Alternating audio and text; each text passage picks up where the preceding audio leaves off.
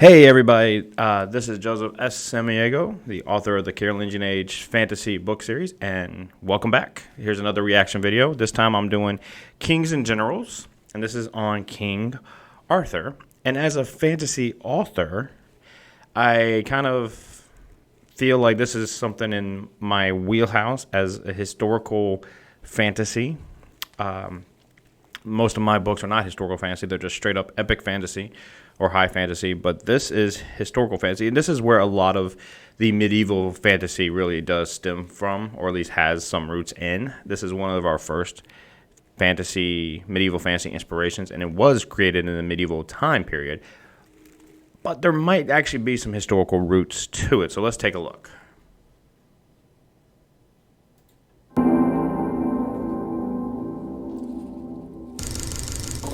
Few legends are as ubiquitous across the English-speaking world as that of Arthur, King of the Britons. Everyone knows something about Arthurian legend, whether through childhood storybooks or numerous adaptations. Less well known, however, is the fact that the version of King Arthur we all know is not the original one. Hidden amongst the gold-plated knights and Christian artifacts of the high medieval canon are remnants of a much more archaic tale, with its foundations amongst the history and pagan folklore of the ancient Celts of Britain. In this video, we'll explore the roots of the legend and try to figure out if Arthur was a real historical figure. And you can even become a legend of medieval Europe yourself by playing Conqueror's Blade, the sponsor of this video. Okay, so real quick, you heard him say Britain with the O-N ending. Yeah, so Great Britain and England, however you wanted to, United Kingdom is a kind of an amalgamation of multiple different cultures historically, and it's been that way for years. I mean, you have the Britons, you have the Celts, you have the Picts, you have Anglo-Saxons, you have a lot of different, and then it finally gets to, then you got the Welsh, and it finally gets to the English, and you have a lot of different cultures coming together, and a lot of it is shared. They have overlapping and shared traits, and a lot of them are different. So I think we're going to probably see a lot of that because I know some of the Arthurian legends do have differences based on who's telling the story. It's a free tactical MMO that now features new content inspired by medieval France with its Season 11 Paragons update. You fight in epic 15-player online battles for fields and fortresses, commanding units and siege engines on the ground, and forging alliances with other players to compete in server-wide territory wars, building yourself up as the foremost medieval warlord. Among the 85+ medieval units, they've added 3 more styled after the chivalric champions of France: alchemists who heal your wounded, banner guards who buff your forces, and chevaliers, elite heavy cavalry who turn the tides of battle with powerful charges. Take these and historical heroes like Joan of Arc into iconic battles of medieval France, like the Siege of Orleans and La Grande Gloire, and embark on the new seasonal campaign to earn hundreds of rewards and exclusive French-themed gear, emotes, and really more. And there are even more updates and new seasons of content on the way, all for free. You can sign up to join Season 11 via our link in the description, which will also get you the fleur-de-lis unit attire for free. The version of the Arthurian myth that most people know is the one developed in the High Middle Ages. So before we get to the deepest roots of Arthurian history, let us summarize the evolution of the medieval legend we're all familiar with. In 1136, English monk Geoffrey of Monmouth finished his magnum opus, a Latin chronicle titled The History and the Kings of Britain. This tome begins by claiming that the first king of Britain was a Trojan named Brutus, who slew the island's native giant population, and tells a warped version of the Roman conquest and rule over the island. So, right here, we talk about giants, and obviously giants are across many different mythologies. I've studied a little bit of some of the Celtic mythology, and even in Celtic mythology of Ireland, there is talks of giants. You even have in the Isles there different areas that were attributed to be built by giants causeway, stuff like that. But there's even tales of giants in Ireland being slain before, I guess, the settlers had came from, because the Celts actually originated on continental Europe, and before they came to Ireland, or as they came to Ireland, they slayed these giants, just like here in this legend that you're hearing. And I want to make a point about the High Middle Ages. We hear that, and we're in a lot of these videos. You're going to hear that a lot. The Middle Ages are divided into different categories. Mostly, it's early, high, late. And the high is considered that's what we would think of when we think of knights. It's the 100 Years' War era. Typically, actually, it's really the Norman Conquest, 100 Years' War, and it's really the time period that we considered knighthood at the highest and feudalism at its highest. A few chapters later, Geoffrey mentions the prophetic sermon of a certain magician named Merlin, who uses his magic to facilitate the rise of the mighty Uther Pendragon to the British throne. Uther's reign is spent fighting the principal foreign invaders of this era, the Saxons. But later on, he falls in love with his chief rival's beautiful wife, utilizing Merlin's shape-shifting magic to couple with her, thereby producing a bastard child named Arthur. Eventually, Arthur succeeds his father and grows up to be a fine warrior, known for wielding the legendary sword Caliburn. Taking up the burden of the fight against the Saxons, our titular hero subsequently trounces the Saxon king Cerdic at the Battle of Baden. After this, Arthur marries the beautiful Guinevere and then departs to conquer a huge chunk of Europe. Geoffrey rounds off his tale when Arthur's nephew Mordred manages to seduce Guinevere and usurp the British throne, forcing the king to return home and duel his treacherous relative, where they both seem to have been fatally wounded at the Battle of Camlan. Geoffrey wasn't the oldest historical chronicler to write about Arthur himself, but with him, Arthurian canon as we know it today first took shape, forged with the inaugural appearance of characters such as Merlin, Guinevere, and the iconic sword Caliburn, later known as Excalibur.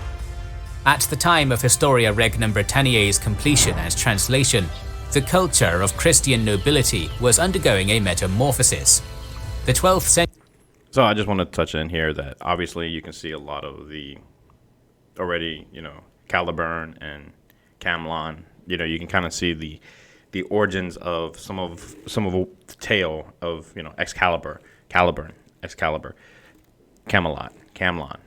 So century had seen an influx of social influence from the Islamic world, from the Crusades and the Reconquista. This had ultimately given rise to rituals of courtly love throughout the nobility, particularly in the French-speaking world. Consequently, tales of Arthur captured the public imagination. Enter the French poet Chrétien de Troyes, who, inspired by the works of Monmouth, composed his own anthology of Arthurian tales between the 1170s and 1190s.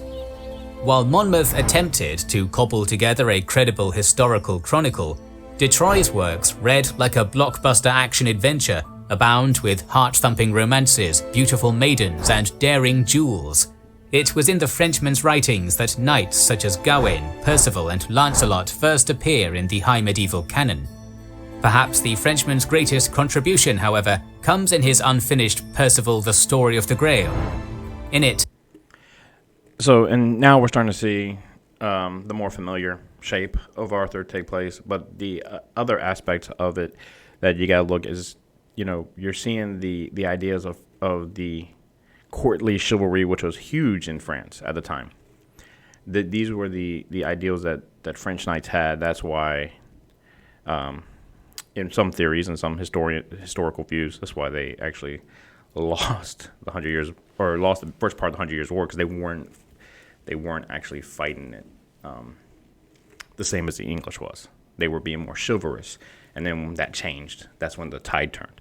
There's a lot of reasons why they ended up winning the war, but that's one of those fanciful ones that brought out. But now you start to see these new characters come about, these new ideals, the Holy Grail. He mentioned how there was this Christian ideal to it, and so now we're starting to see these new things, these new ideals come into play into it. So we're already breaking away from any historical roots that might have been with Geoffrey's.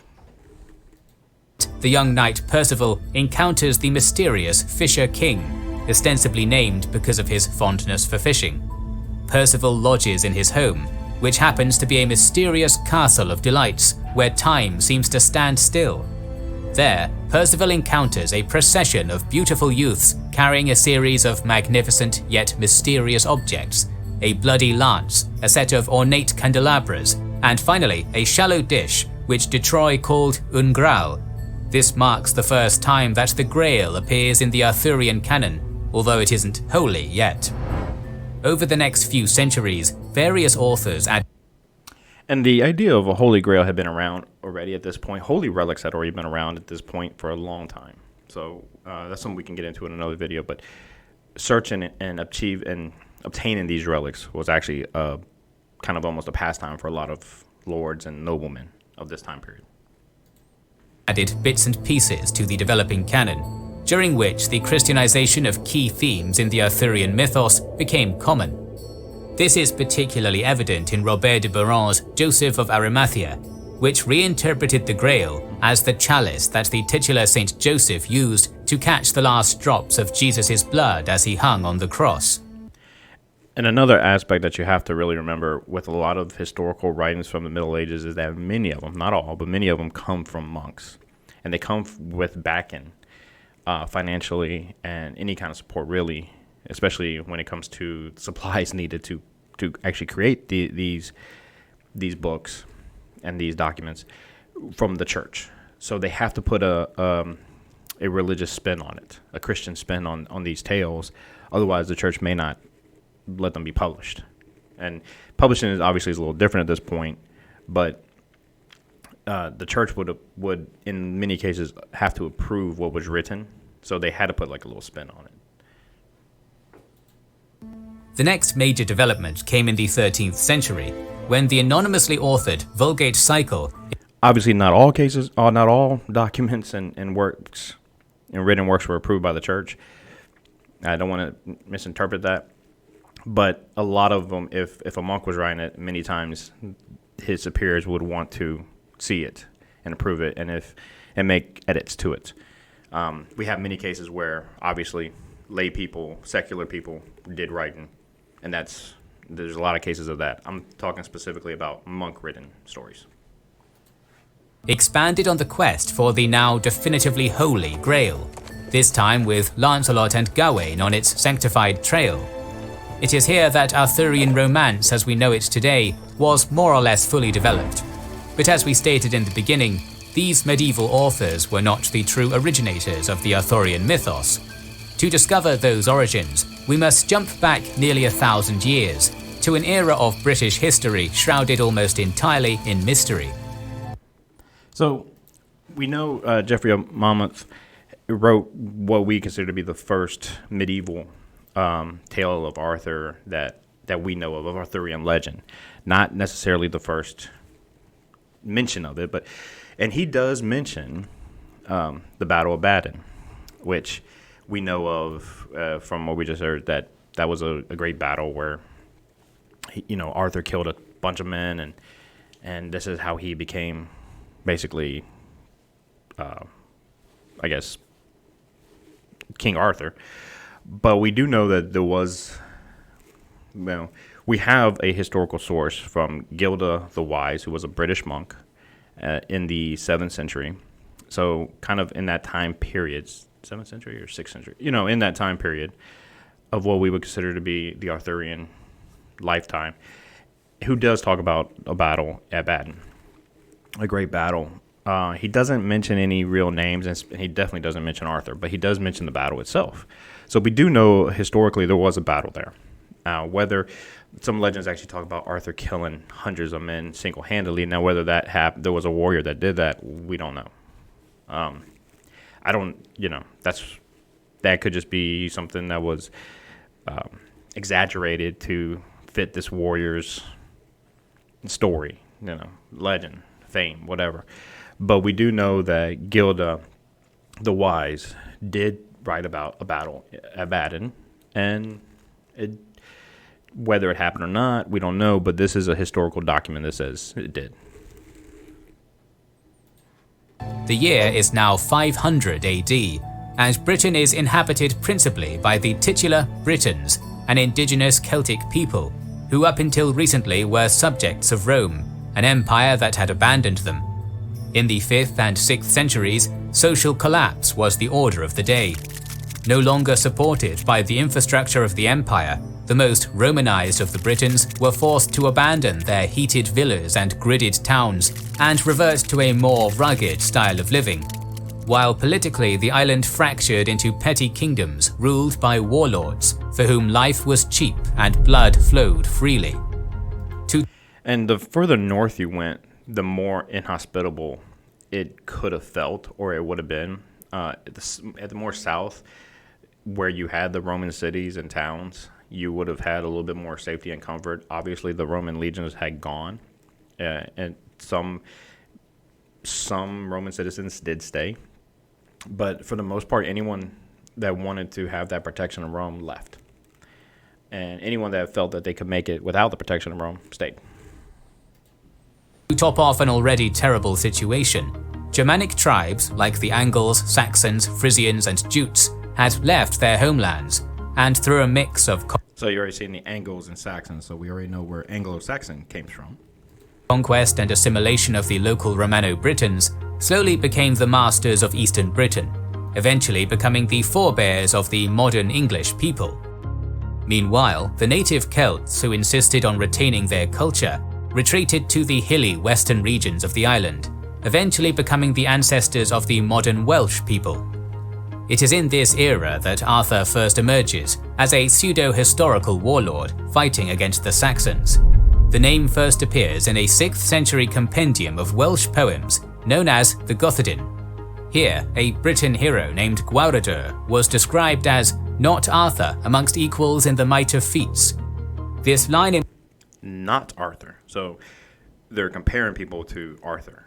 They're not actually talking about Arthur, but they're comparing people to him. So here's a great warrior, but he's not Arthur.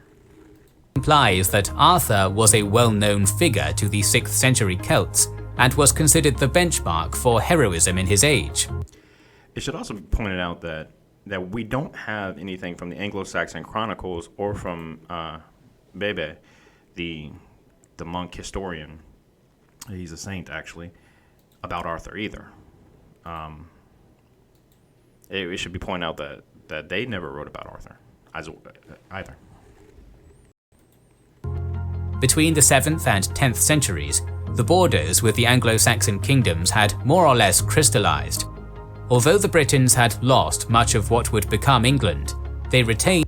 And we see right here already some of the borders that we'll see throughout the Viking Age as well.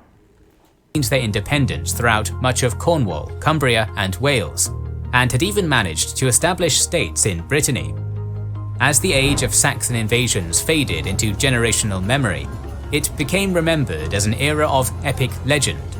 In the courts of the Celtic kingdoms, highly respected bards composed literary epics of warriors who performed great acts of heroism while fighting the Saxons. Meanwhile, monks in Welsh monasteries chronicled the history of their kings in Old Welsh, and it is in these enigmatic pages that we can find the more archaic original Arthur.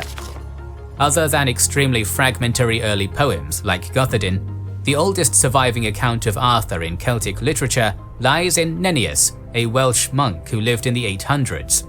His work, Historia Brittonum, depicts Arthur as a glory-bound leader who bore the title Dux Bellorum, a Roman word roughly translating to general or warlord. Nennius ascribes 12 great battles to Arthur, who leads the Romano-Britons to victory against not just the Saxons, but also their Celtic cousins from Scotland and Ireland. This all culminates in the Dux' ultimate triumph at the Battle of Baden, where Arthur crushes the Saxons so decisively that he eradicates their hold over Britain for an entire generation. Another manuscript that seems to back up Nennius' testimony of Arthur's deeds is the Annales Cambriae, a compilation of Old Welsh genealogies compiled around the 10th century. The annals speak of the Battle of Baden, dating it to 514 AD. It also briefly mentions Arthur's end, claiming that in 537 AD, he and Mordred fell in the strife of Camlan. These accounts also line up with those of the aforementioned Geoffrey of Monmouth, writing centuries later.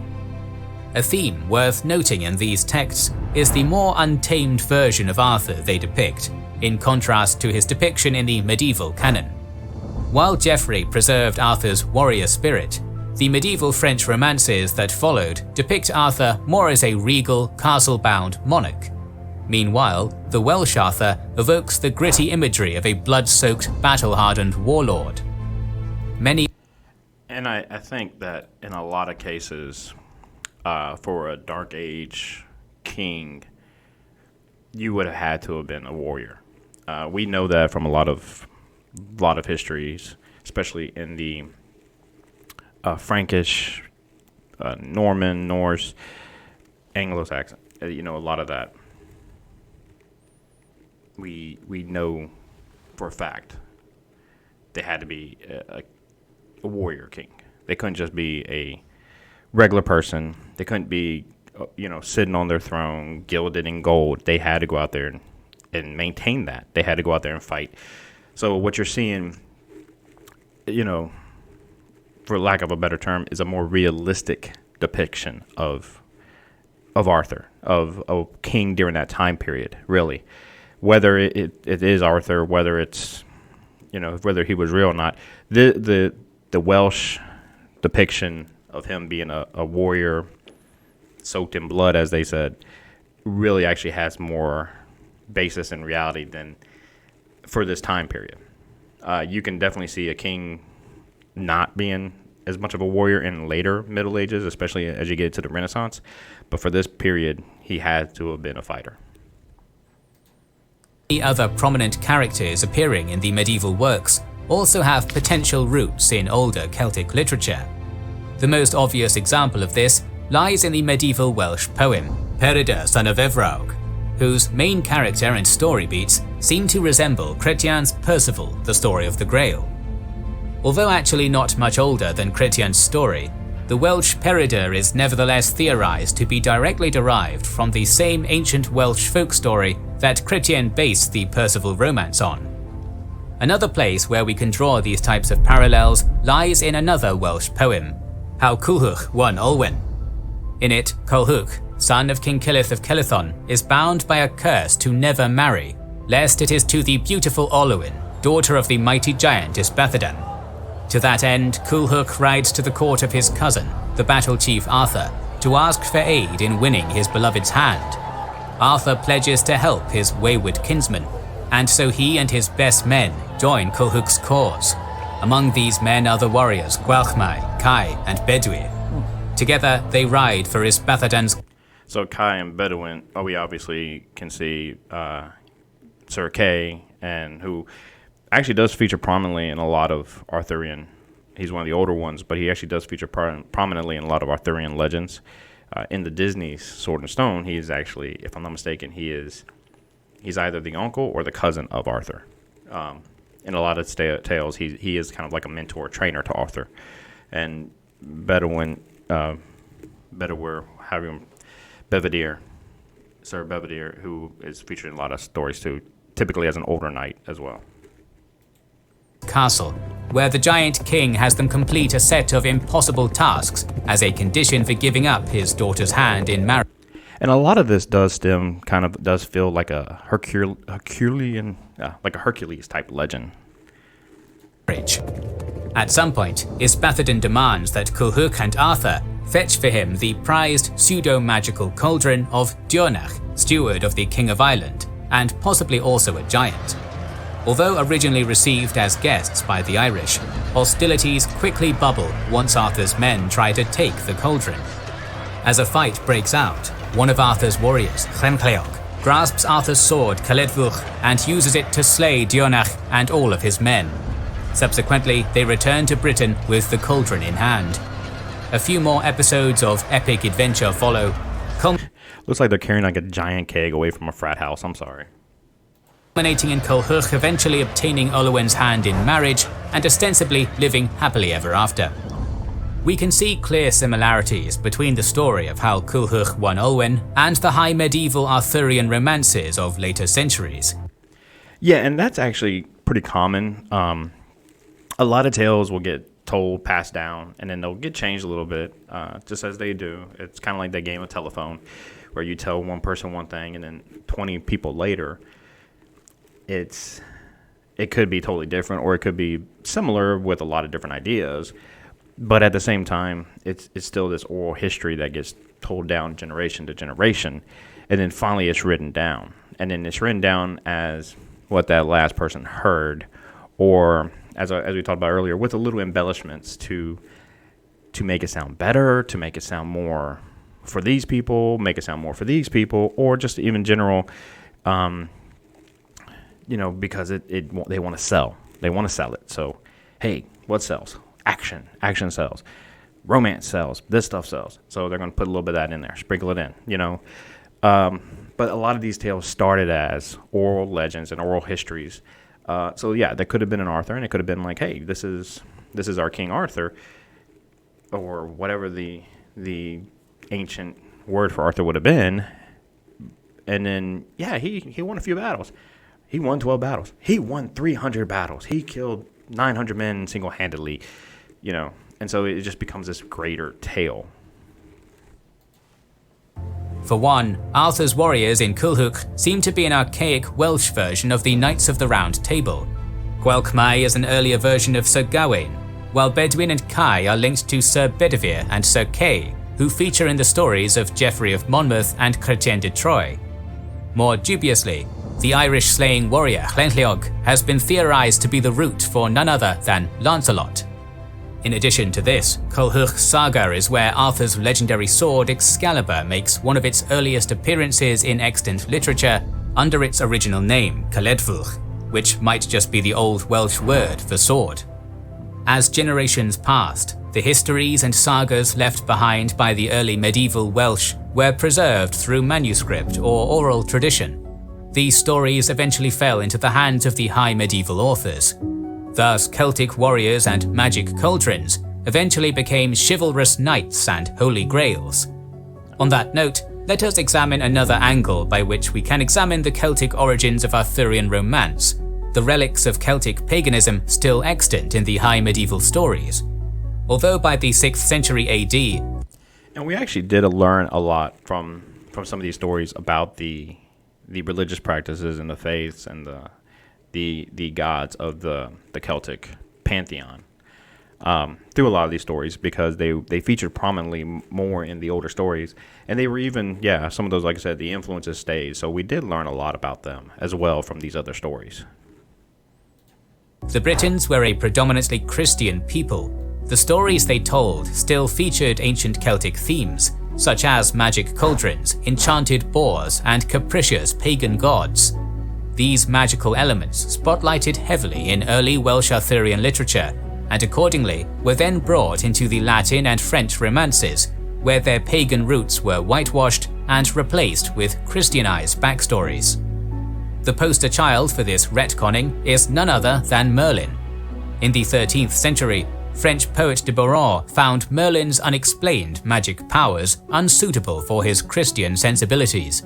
Thus he explained that the sorcerer must have been born as a biblical demon, only to have his evil nature washed away by baptism, allowing him to keep his magic without becoming the Antichrist. De Baron has effectively rewritten Merlin so that the Christians could understand and accept him, but the sorcerer's true origins have little to do with Christian scripture. Most of the academia agrees that Merlin's origins lie mainly in Merlin Wilcht, a mysterious character who appears in the Annales Cambriae and across several fragmentary Welsh poems. From what we know of Merlin, he was some sort of bard who, upon witnessing the bloody Battle of Arthderith in 573 AD, went mad and fled into the forest, where he lived amongst the beasts and received the gift of prophecy, invoking the imagery of a classic pagan druid, the caste of priests who had been the law keepers of Celtic peoples since ancient times. Yeah, and so that's actually really important, is that the druids who even Julius Caesar wrote about it and came in contact with. Obviously, it's a very one-sided perception that we have. At least for a long time, it was. Now we're getting more information that tells a better and more comprehensive story. But the Druids were really I guess as they put it, the lore keeper, but they were the historians in a sense. They were the ones that kept the knowledge of their culture and of their history.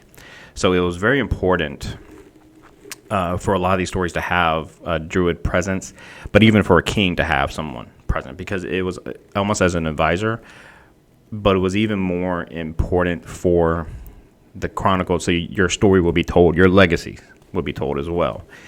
And it's what people took serious. It's who people took seriously. When this person spoke, this person was not just telling and writing it off. This was a person that was speaking with authority, but also not only human authority, but the divine authority of the gods. So it was definitely somebody that people listened to and took seriously.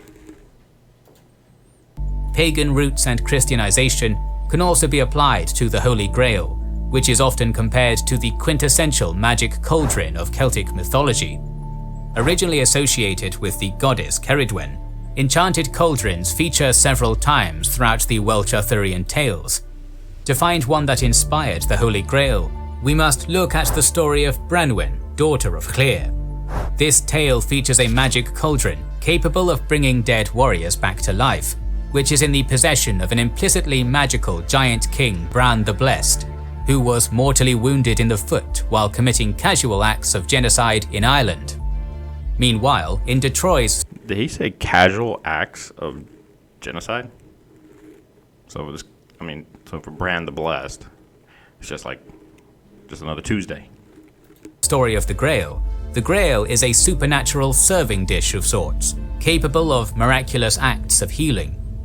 It is in the possession of a mysterious, implicitly magical monarch known as the Fisher King, who also suffers chronically from a wound to the leg.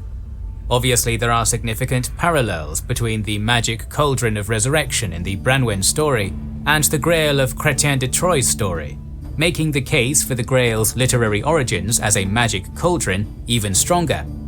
Of course, de Barras would later erode away the Grail's implied pagan origins, much as he did with Merlin, this time shackling its backstory to Christian saints and the blood of Jesus Christ. However, you can see the definite comparison and parallel here. We have a serving dish that actually is called a grail or un grail, and the Holy Grail, which we know famously, if you want to think about it, could bring about healing properties and life, as we seen throughout legends and different depictions of it.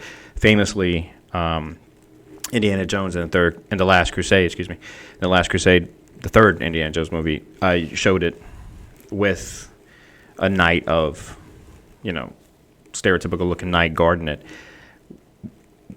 And this is just one of those many examples where we have a former legend that's now become Christianized. We see that a lot. We spoke about that in other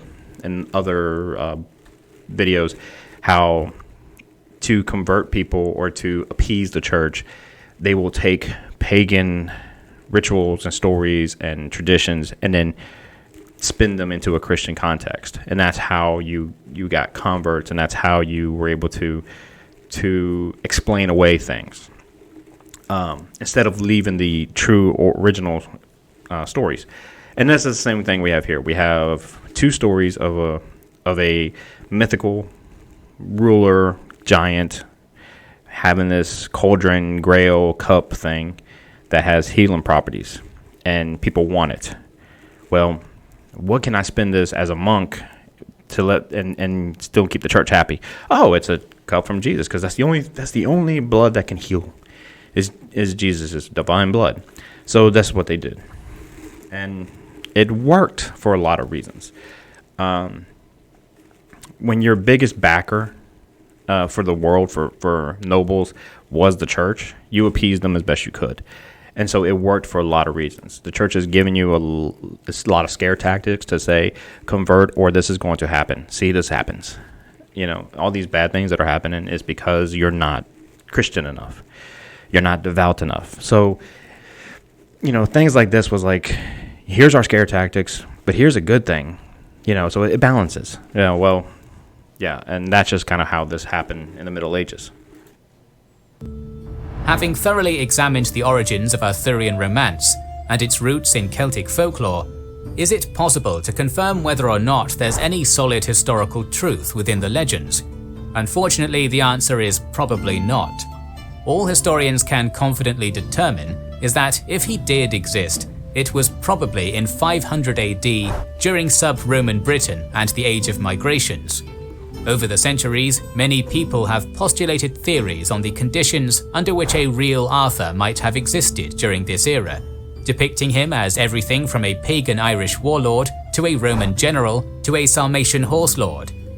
However, the fact of the matter is that none of these theories have enough evidence to stand on, as almost none of the historical Arthurian literature we have today was actually written in the era that he was supposed to have lived in. Naturally, as I said, we do have Gilda the Wise did write about the Battle of Baden, but he never mentioned Arthur. One of the main ideas is that a lot of people do subscribe that Arthur was a Roman general, possibly of a British or Britain and a Roman, or he worked his way up. And we do know that they would take chieftains' sons and turn them into officers, and then put them back out into their own lands. We know about that in the Gaul region. They did that quite a bit. They did that with the Goths, and it was very important to the Romans to have a leadership that could help quell the local populations. And so, but then after they were used and after they were done, it was almost like many cases they were just left there and left alone. And so we do know that that's a possibility for Arthur to have been a Roman general, Roman citizen, but at the same time to have been naturally Britain born. Again, the name Arthur is really what I think trips a lot of people up, because of the fact that Arthur, or even Arturius, these are names that we're looking for and we're not finding, but we're finding other names and other stories. And so you're taking and it's just like we do in movies. You take these characters and you combine them. And I think that's really what's happening with a lot of Arthurian legends.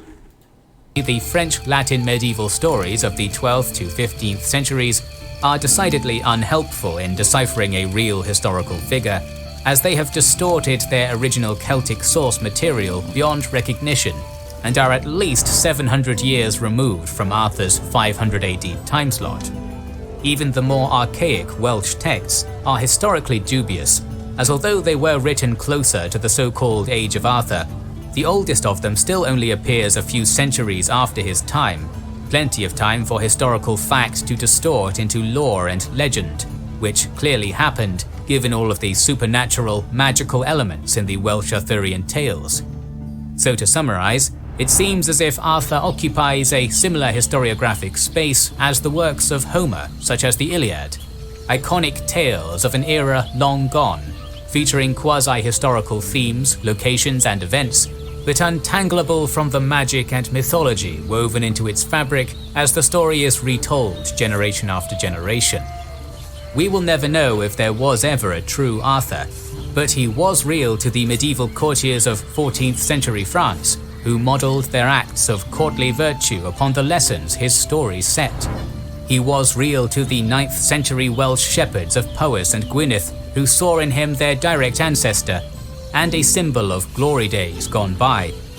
Finally, while we may have dismissed his existence in our modern world, the impact that the seminal king of the Britons has had on our culture and social memory will for centuries yet remain very real indeed. More videos on the historical realities of legends are on the way. Okay, so I think that's pretty much it. So yeah, I mean, there's a lot of evidence that's predominantly circumstantial that points to Arthur. I know there's a Arthur Stone in Glastonbury, I think.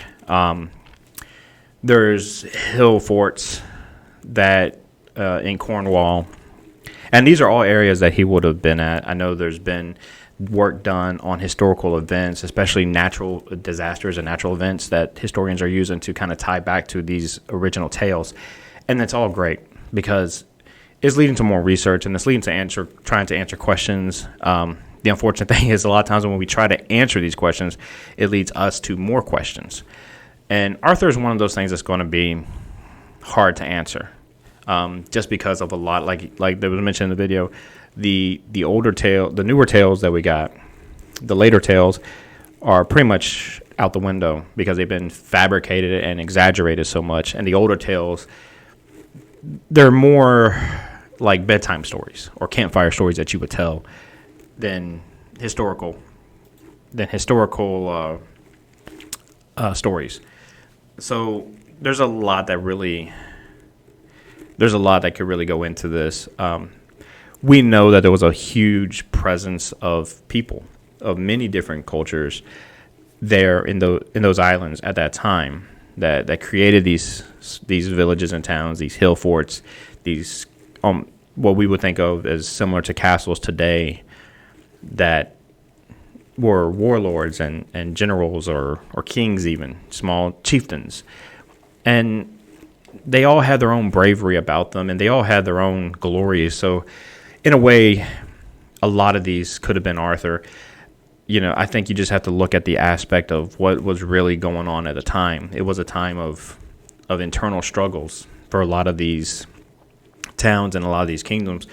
The main source of protection and economy had left. And so now these people are left to fend for themselves. And what they do is they do the best they can. And for the leaders, that may be to expand and get better lands or more fertile lands or more people under your fold. And for others, it meant defending what you already had against some of those that, like as the video said, these cousins in Ireland or in Scotland. So it really just kind of pinpoints to what you want to believe, in my opinion, as far as Arthur. It will always be a good fantasy backdrop for writers, but I think in a lot of ways what we're going to have to do is just take it as a fanciful story and a fantasy. Fantasy that is possibly rooted in history, but at this point now is simply just a fantasy.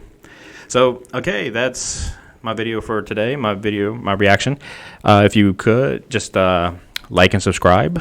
There's going to be more to come. I've actually been getting a couple requests, so that's pretty cool. I'm going to take a look at those and see if I can get to those here soon. But till then, like and subscribe. Check my books out. You can find them on Amazon. And I will be back soon with another video.